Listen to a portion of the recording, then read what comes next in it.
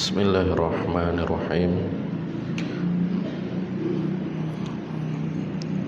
Assalamualaikum warahmatullahi wabarakatuh.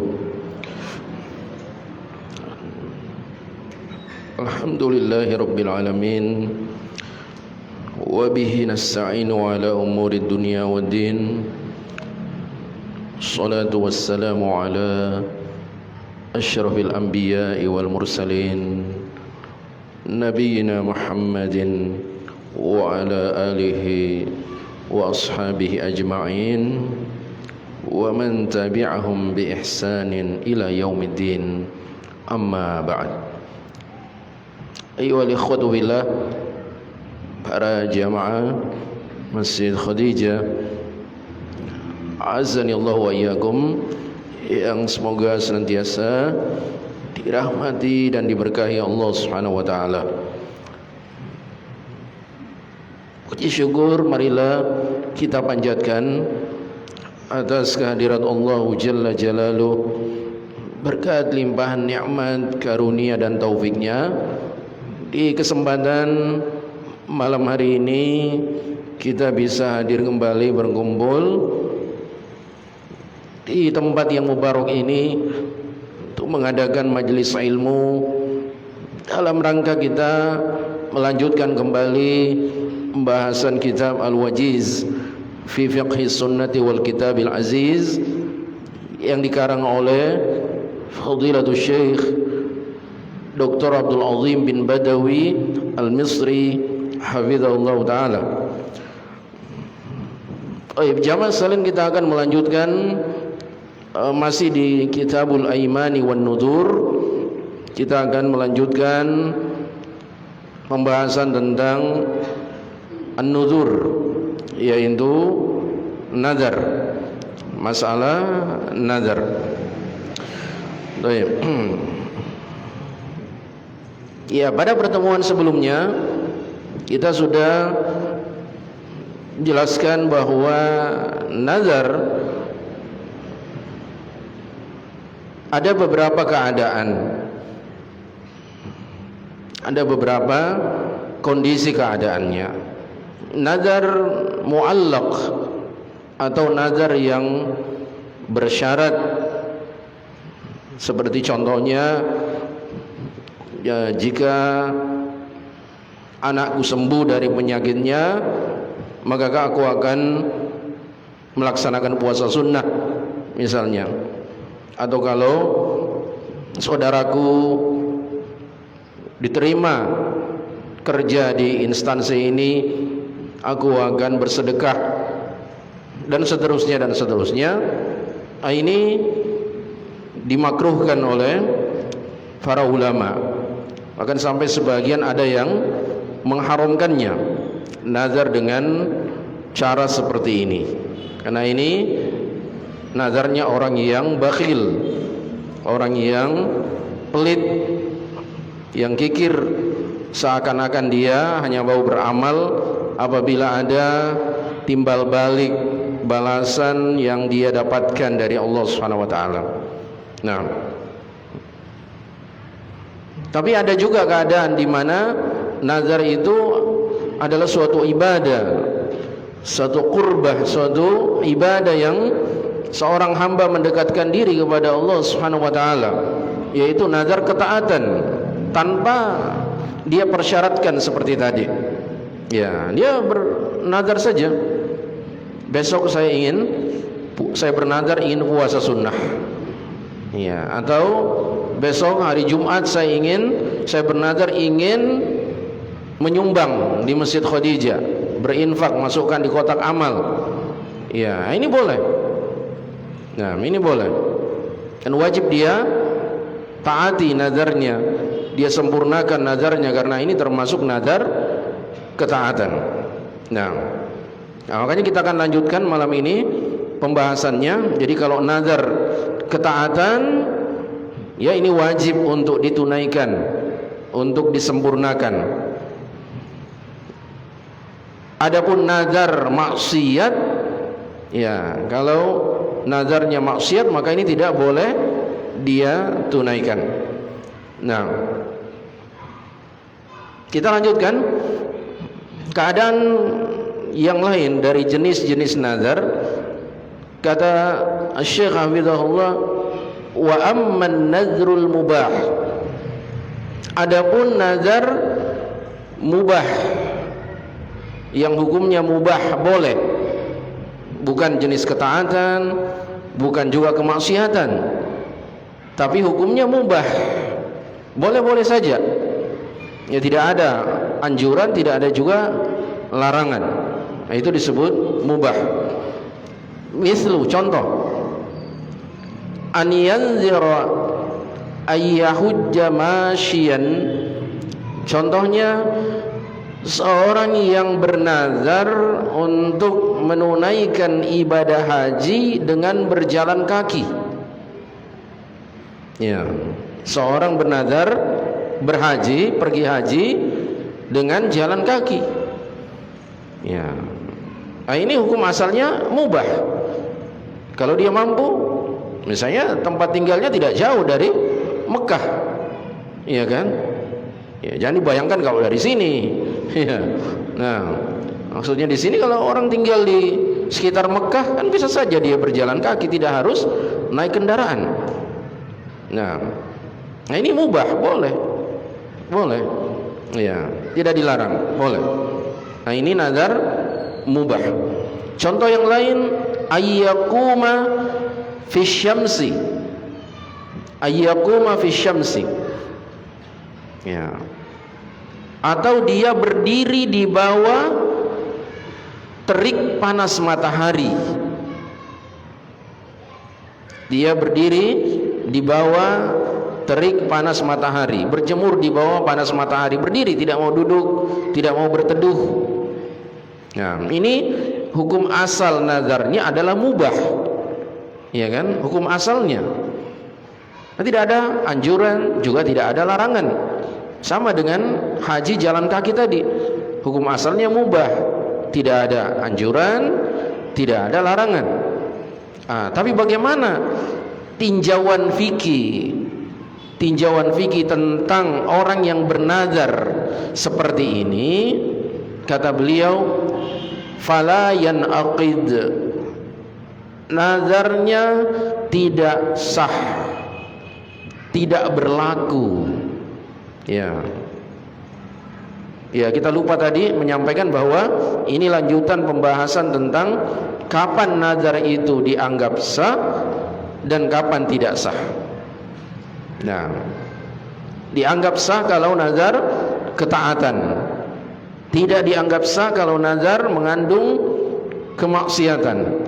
Nah, ini keadaan yang ketiga. Jika nazarnya mubah, perkara yang hukum asalnya boleh dilakukan, tapi dia nazarkan seperti ini, maka tidak, fala yanaqid, tidak berlaku alias tidak sah.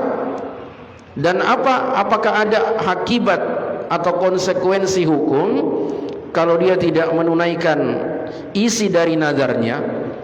Kata Syekh, wala yajibu bihi syai'un, tidak ada kewajiban sedikit pun bagi dia untuk membayar kafarah atau denda nazarnya. Nah, ini yang membedakan dengan nazar maksiat.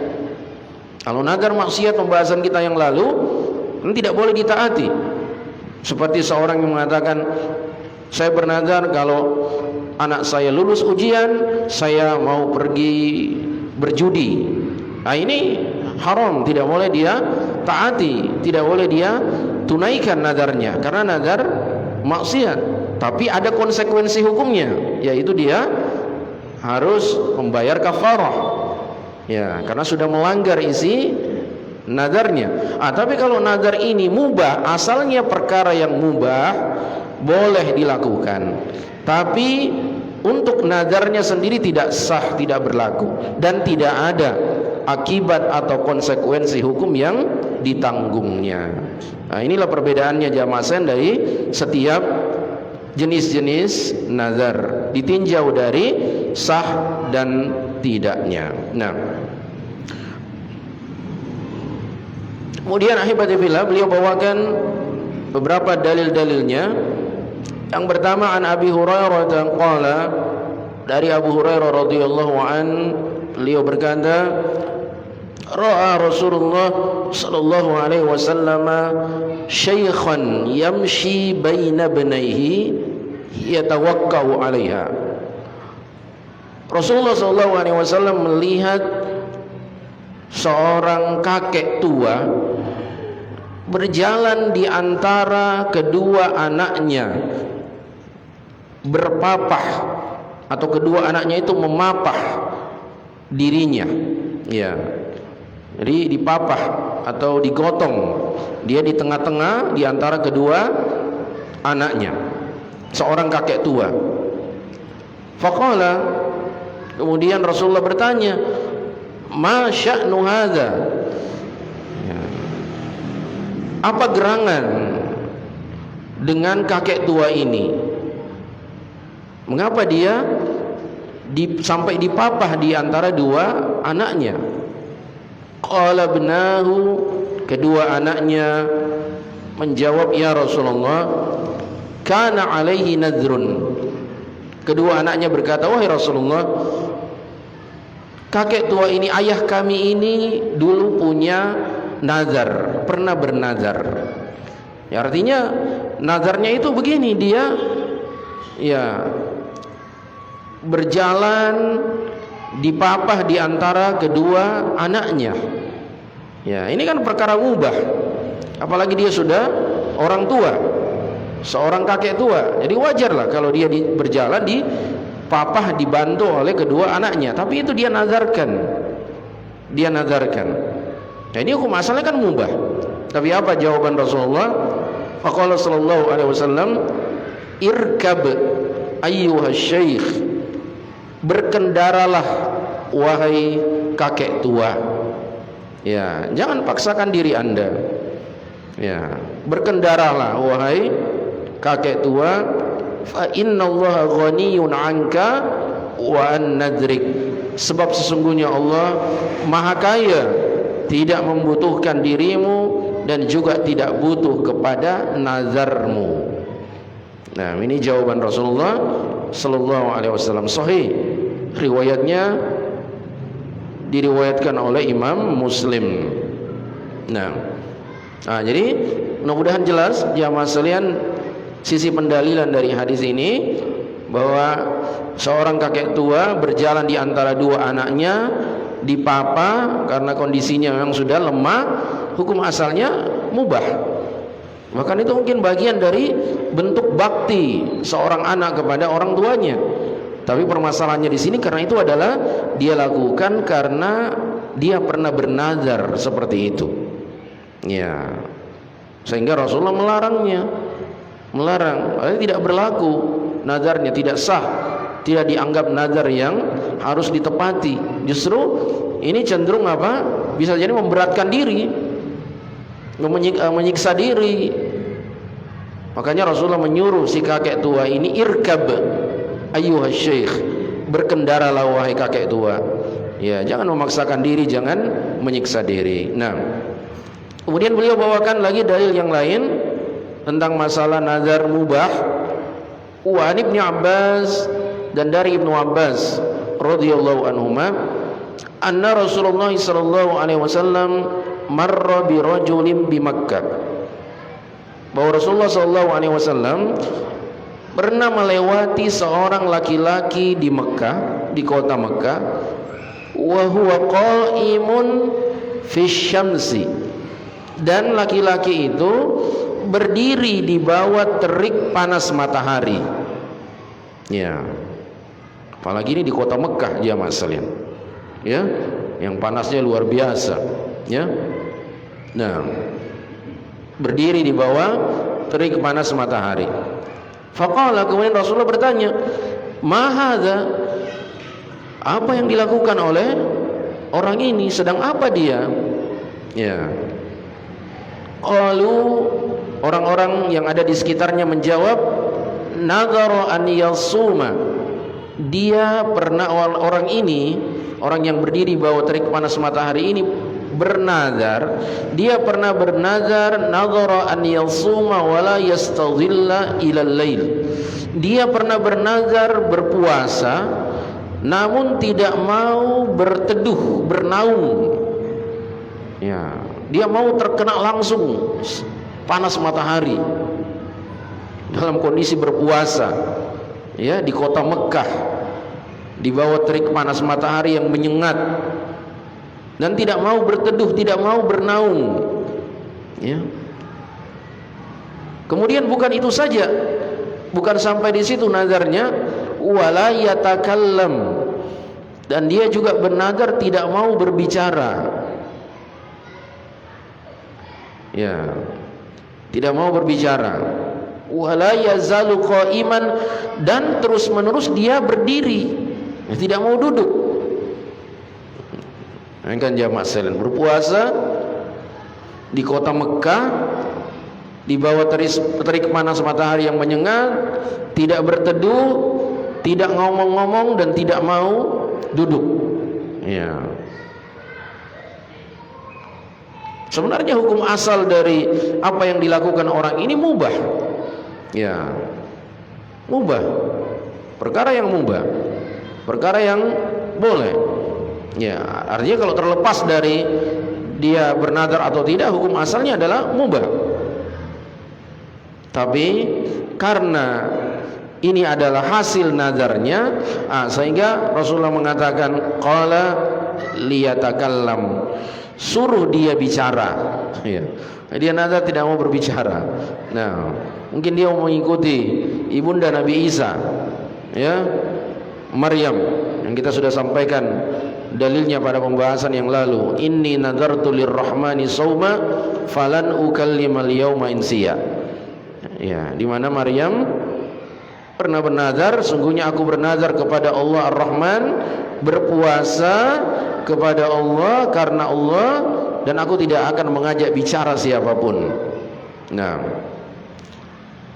qala Rasulullah yatakallam, suruh dia berbicara, wal yastadhil, dan suruh dia berteduh, ya, suruh dia berteduh, bernaung, wal yajlis, dan suruh dia duduk, wal yutimma saumahu, lalu dia sempurnakan puasanya, ya.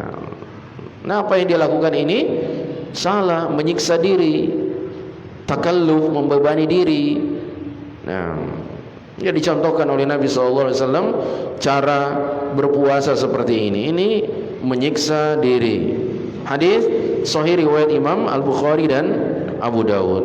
Jadi jamasan kesimpulannya dari dua hadis, dua dalil yang dibawakan oleh beliau, nazar yang mubah, ya, isi dan kandungan nazarnya itu sifatnya mubah atau asalnya boleh saja, itu tidak berlaku, tidak sah, dan tidak ada akibat atau konsekuensi hukum untuk membayar kafarah jika tidak ditunaikan. Nah, ya mas sekalian, azanillahu wa yakum, selesai pembahasan ini, kita lanjutkan ke bahasan berikutnya. Nah, ini bahasan yang terakhir dalam perkara nazar. Qala al-muallif hafizahullah taala, judulnya man nadhara thumma ajaza 'anil wafa. Barang siapa yang bernazar kemudian tidak sanggup menyempurnakan nazarnya, ya, apa hukumnya? Apakah ada konsekuensi hukumnya, akibat hukumnya ketika seorang pernah bernazar, ya, lantas dia tidak sanggup untuk menyempurnakan? Karena beberapa faktor. Salah satunya kalau kita melihat nanti dalil-dalil yang dibawakan oleh beliau adalah sebab meninggal dunia. Ya, dia meninggal dunia sebelum sempat menunaikan nazarnya. Apa akibat dan konsekuensi hukum yang ditimbulkan? Keterangannya kata beliau, man nadara ta'atan, barang siapa yang pernah bernazar suatu ketaatan.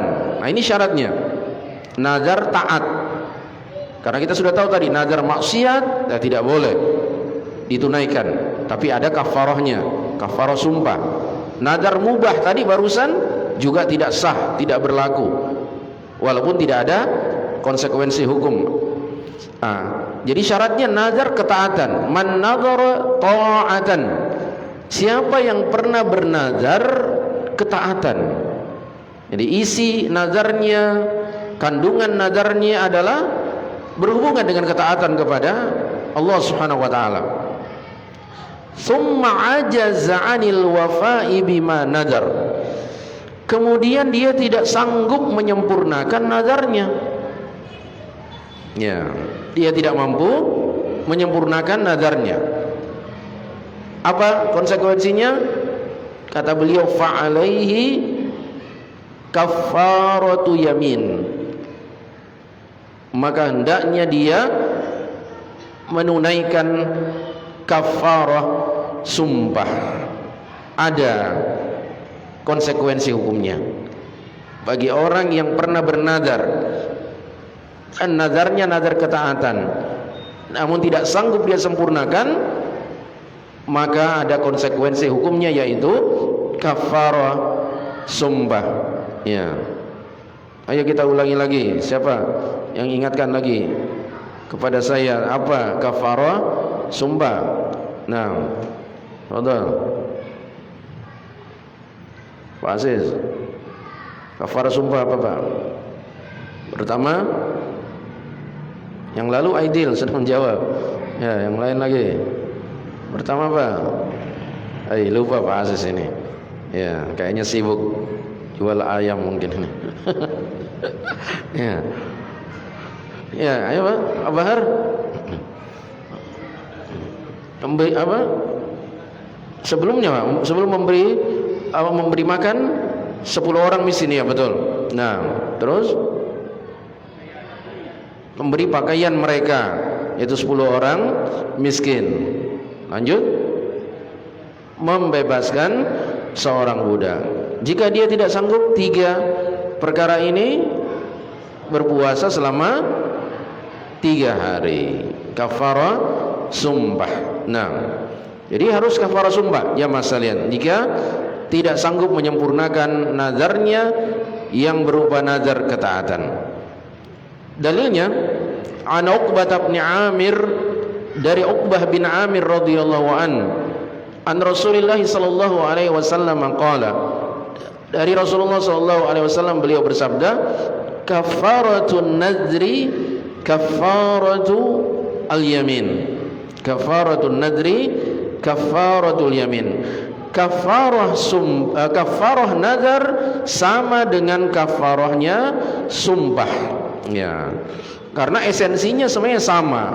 Ya, antara sumpah dengan nazar, esensinya sama, yaitu dia berjanji kepada Allah Subhanahu wa taala, dan janji harus ditepati. Nah, maka ketika tidak sanggup disempurnakan, maka dia sebagai untuk menutupi ya atau menambal ya kegagalannya menyempurnakan nazarnya, yaitu dengan kafarah sumpah. Hadis sahih riwayat Muslim dan An-Nasa'i. Baik, lanjut. Man nadhara nadran, siapa yang pernah bernazar suatu nazar, summa mata, kemudian dia meninggal dunia, qabla an yaqdiyahu, sebelum sempat dia menyempurnakan atau menunaikan nazarnya tadi. Ya, barang siapa yang pernah bernazar kemudian dia meninggal dunia sebelum sempat menunaikan atau menyempurnakan nazarnya tadi. Ya, apa tindakan selanjutnya?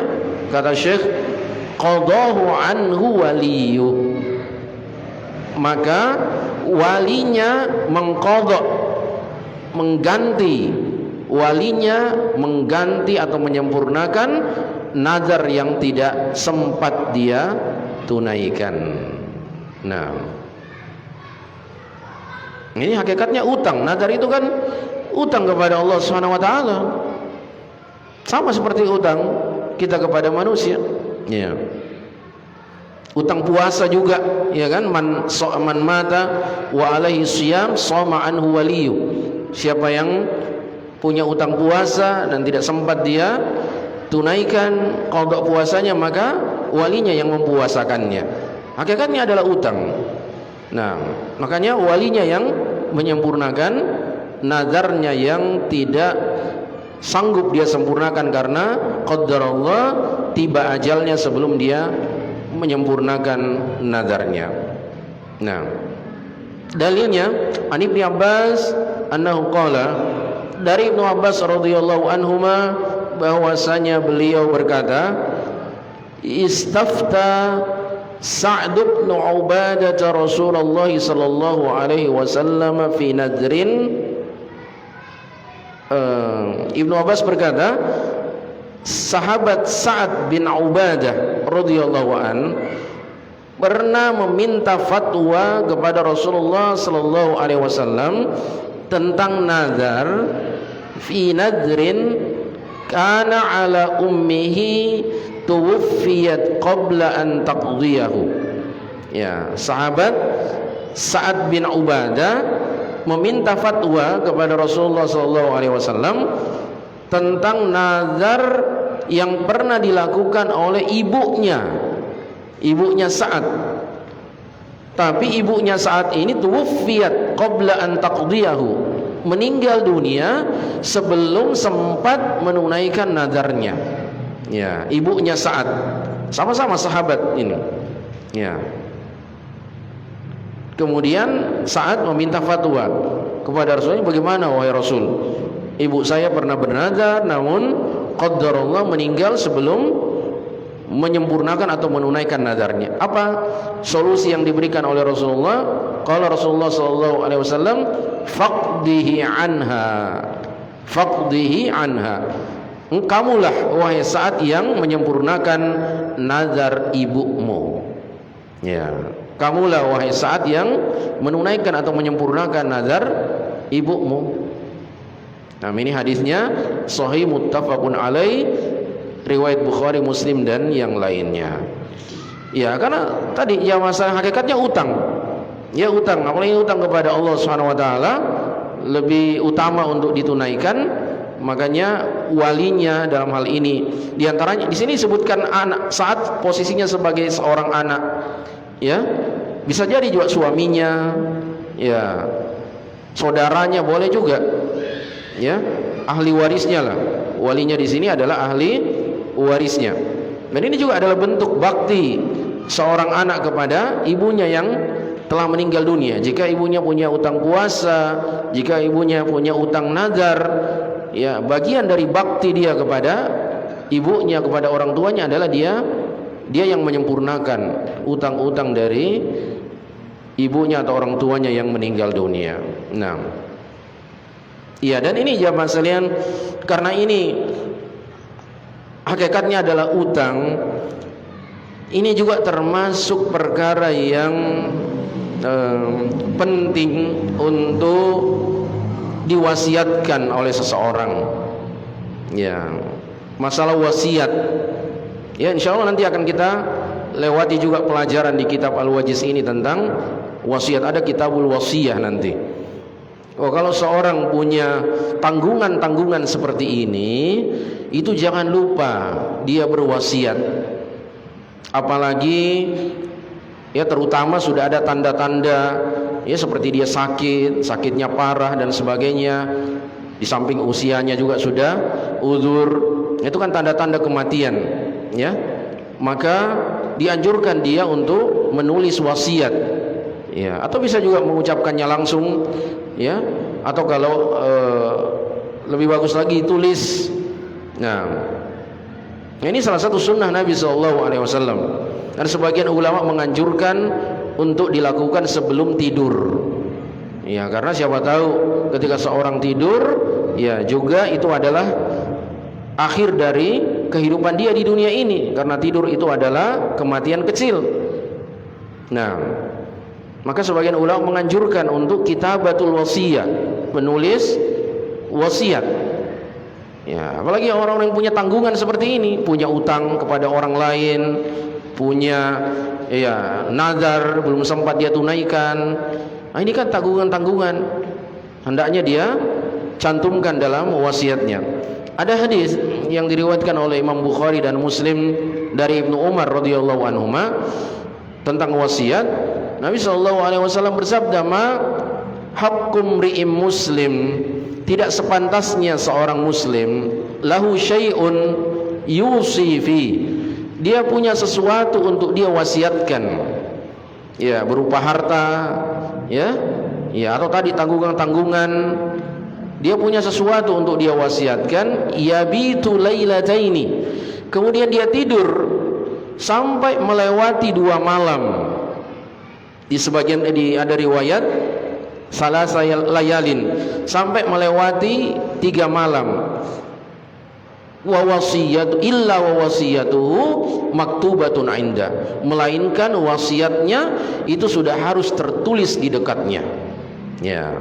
Dianjurkan untuk menulis wasiat. Orang yang punya sesuatu berupa harta atau tanggungan-tanggungan, dia khawatir nanti ya ketika dia meninggal dunia belum sempat ditunaikan, disempurnakan, maka hendaknya dia cantumkan dalam wasiatnya.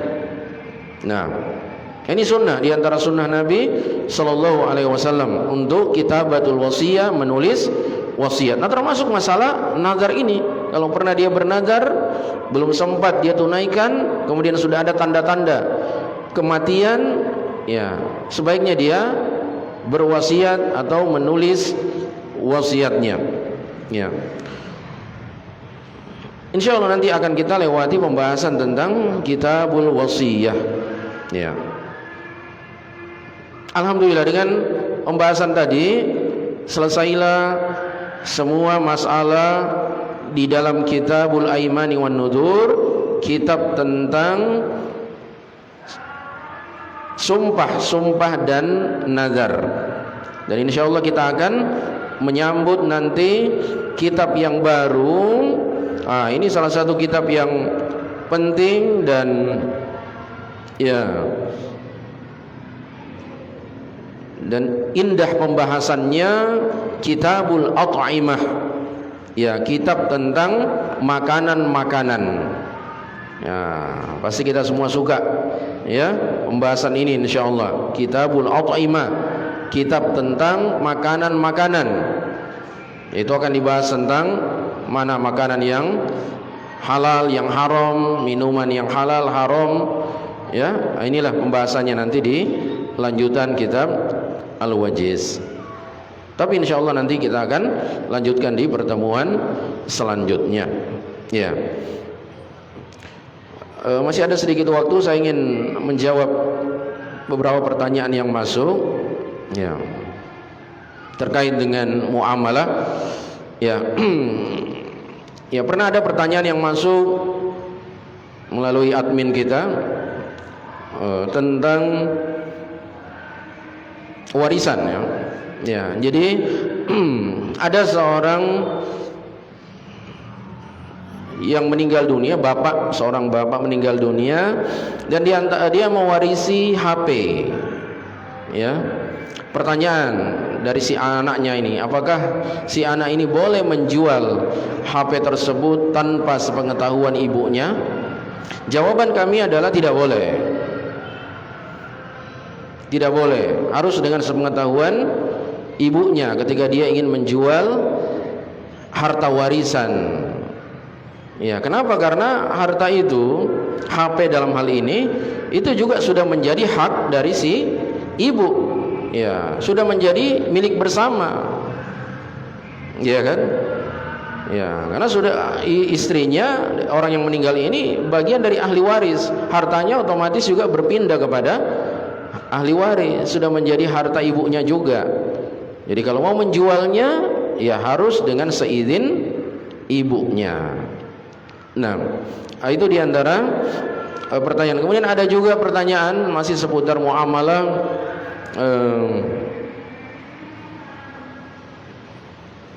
Ya, ada seorang yang akan menikah dia sudah melangsungkan lamaran, ya bahkan sudah menyerahkan uang panai, ya, tapi kemudian si laki-laki ini mendapati calonnya tersebut memajang foto di medsos, fotonya di medsos bersama laki-laki lain. Ya, mungkin mantannya. Ya, mungkin mantannya. Sudah diingatkan, sudah ditegur untuk menghapus. Karena kan dia sebentar lagi menikah, dan sudah ada laki-laki pilihannya. Ya, tentu saja si ikhwah ini pasti tidak mau dong, ya, jika istrinya fotonya masih terpajang di sosial media menjadi konsumsi publik. Sudah diingatkan, sudah ditegur sampai kalau tidak salah 3 kali, tapi wanita ini tetap tidak mau menghapus foto tersebut. Ya, pertanyaannya, bolehkah dia meminta kembali uang panai yang dia sudah serahkan? Ya. Nah, bolehkah dia meminta kembali uang panai yang dia serahkan? Jawaban kami adalah boleh. Ya, boleh. Karena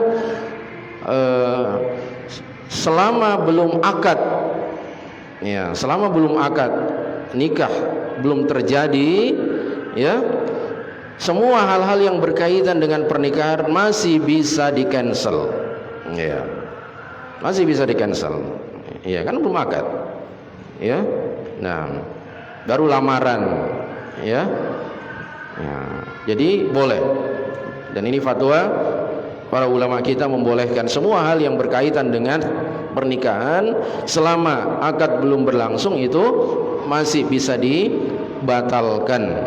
Nah, ya. Nah, itu diantara ya mas sekalian pertanyaan-pertanyaan berhubungan dengan muamalah, fikih muamalah yang pernah masuk, ya, melalui admin kita. Jadi kalau ada yang ingin bertanya nanti bisa melalui admin kita, ya, terkait dengan muamalah, ya, dari pembahasan mungkin tentang sumpah, tentang nazar, atau juga perkara-perkara yang lain. Jika kita bisa menjawabnya, insya Allah kita sampaikan jawabannya. Taib jamaah sekalian, ini dulu yang bisa kita pelajari.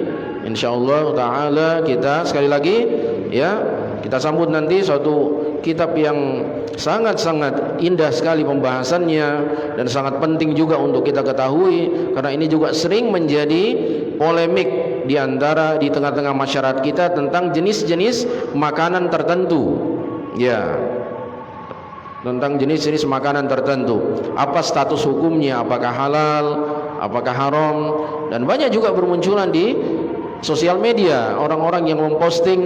Belum lama ini juga pernah ada yang memposting tinta cumi itu haram katanya. Ya, tintanya hitamnya itu warna hitamnya. Nah, ada yang memposting. Jadi sebagian orang pokoknya melihat sesuatu, mendapati sesuatu, ya, ya, ada bahasa Arabnya sudah langsung di-share.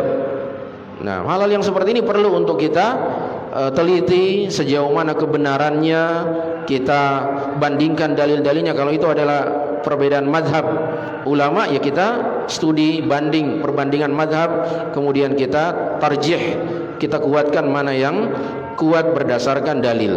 Nah, sehingga masalah ini insya Allah penting jamaah sekalian, Kitabul At'imah dari kitab Al-Wajiz, ya.